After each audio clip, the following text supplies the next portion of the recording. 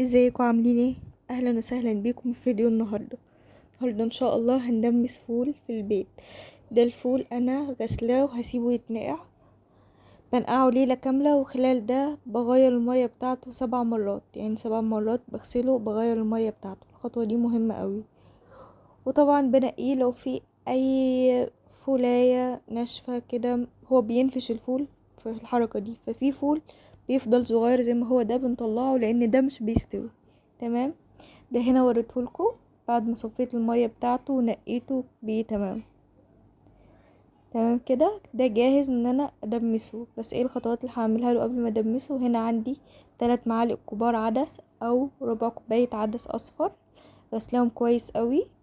وعندي هنا طماطمايه وبصلايه صغيره وقرن فلفل اخضر حلو او حراق عادي، وليمونه. انا ضفت ليمونه ونص لاني بعد ما خلصت ضفت نص ليمونه بس مش متصوره في الكاميرا، يعني حسيت ليمونه قليله فضفت نص كمان. بعصر اول حاجه الليمون كده عليه وبرمي القشر معاه. وما تخافوش مش بيمرر ابدا. طلع فول بسم الله ما شاء الله، احلى فول بجد ممكن تعمليه. الفول بتاع البيت يعني احلى حاجه تعمليها في البيت. الفول بيطلع معاكي مختلف جدا وحلو قوي قوي قوي. بس كده دلوقتي بعصر عليه الليمونه وهقلبهم حلو قوي مع بعض قبل ما اضيف اي مكونات تانية.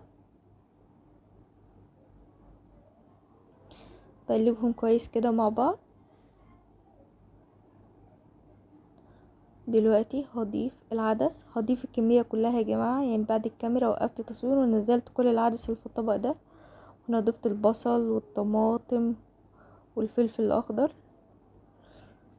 واقلب كل ده تقليبة حلوة كده مع بعض.